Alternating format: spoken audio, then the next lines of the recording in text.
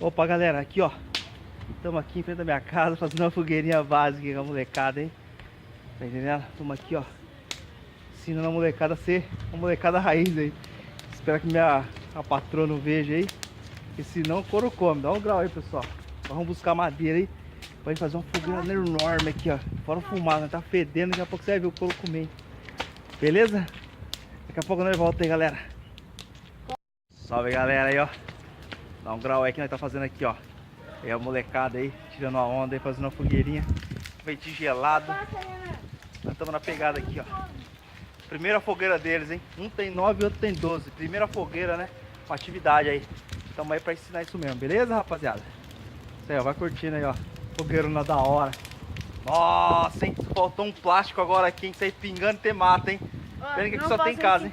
Ah, lógico que em casa não, tem que fazer na rua, pô. Beleza, pessoal? Ó, da hora, vou procurar mais madeira. Para esticar esse negócio até amanhã um pouquinho mais, beleza? Isso mesmo.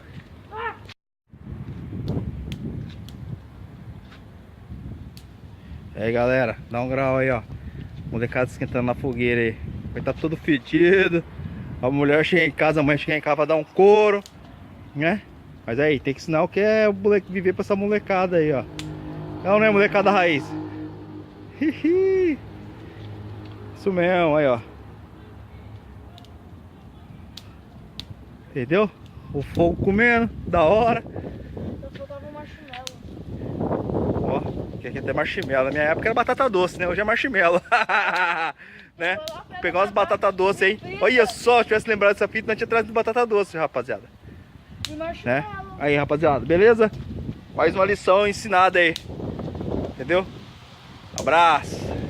Dá um salve aí, rapaziada. Salve!